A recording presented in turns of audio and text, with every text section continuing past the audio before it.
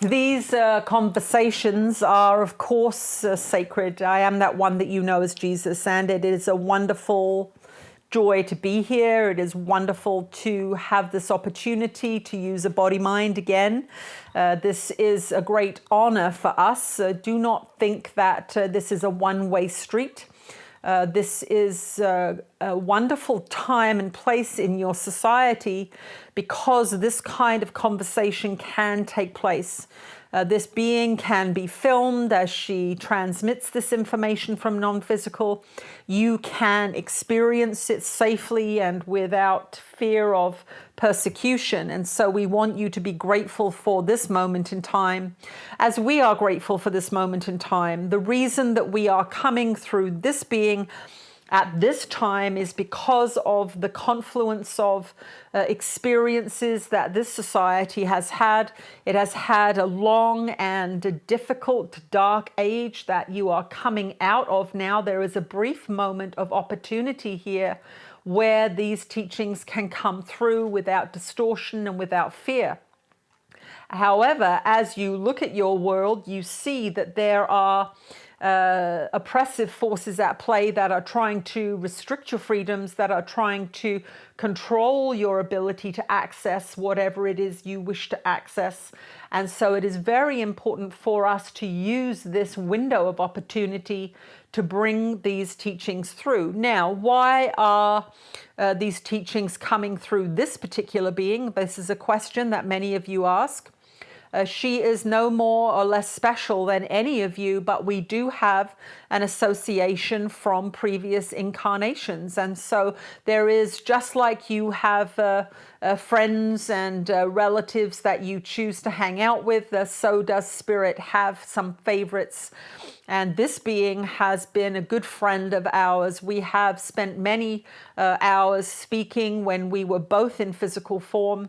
In my incarnation, this being was an associate of mine as a friend, not a disciple or a teacher, but just a friend that was participated in many conversations about life and about love and about magic and health and death and all of these wonderful, wonderful topics. This being has volunteered to do this work. You have each volunteered to do work in your own way. However, that is why you are here. You are being called to develop your minds. You are being called to relinquish the small self of the conditioned and limited being that you think you are occasionally. And you are being asked to step into your magnificence. You are being asked to step into the grandeur of the mind connected to love. And that is what is happening around your planet at this time. There are many, many beings called to this transformative process.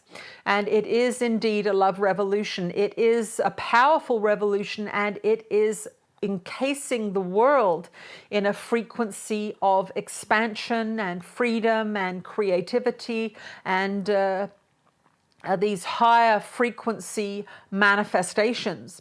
The world you are seeing is beginning to crumble in that sense. The old structures that are maintained by fear and judgment and war are escalating in some ways, but that is like a child who is about to crash. Often before a child falls asleep in exhaustion, there is an increase in energy. And some mothers will know this. They will see that the child suddenly becomes hyperactive before they go to fall asleep in exhaustion. And that is really what is happening on this plane. The escalation of fear is a last-ditch effort to maintain the control of the ego consciousness that has been fed a lot of food in this time and place.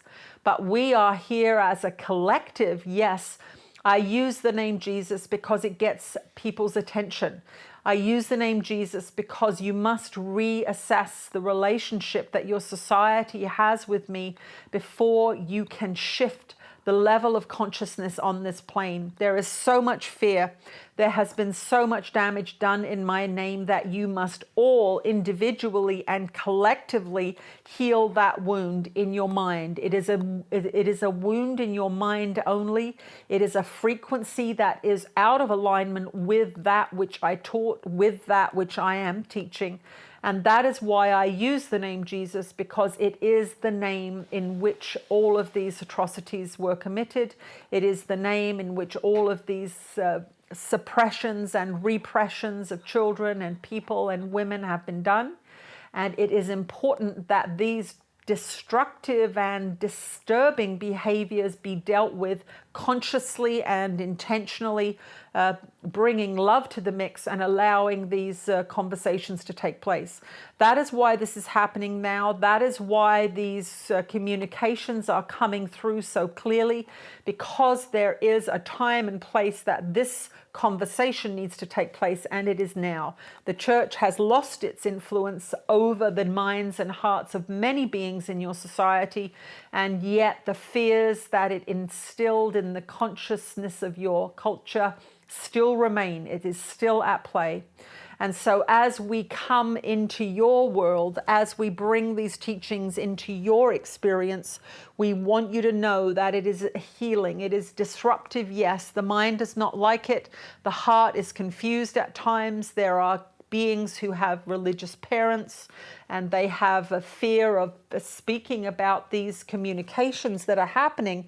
But we want you to know that these communications are happening to bring the untruths to the surface, to bring the fears to the surface, so that you can love them into disappearance.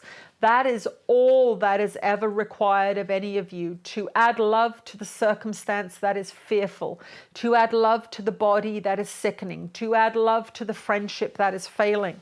But you must understand what love is, and that is one of the reasons that we are coming through at this time, because you have been told that love is sacrifice. You have been told that love is suffering. You've been told that love is painful. None of these things are true. Love never elicits any other emotion than that of peace or joy or contentment. So anything that you have in your mind that is associated with love and is painful is not love. It is a mistake. And we want you to begin to address those issues in your mind. We want you to begin to look at why you think love is painful, why separation is more comfortable for you. What do you think is going to happen if you get close to people? What do you think is going to happen if you live in community with people? What is it that you think you are going to lose? These are the questions that the separated mind must ask itself, because this is what is keeping you away from each other. This is what is keeping love at bay. This is what is keeping collective action at bay in your world. There are many of you in this world at this time that completely disagree with the hierarchies that are in charge of your systems. There are millions and millions and millions of you that do not agree with what is happening here, and yet you sit passively in your separation, refusing to act. And that is because you do not understand the laws of creation, that if you collectively amass your beliefs, if you collectively change your minds, and eventually collectively come together, you can change this world in a very, very short time.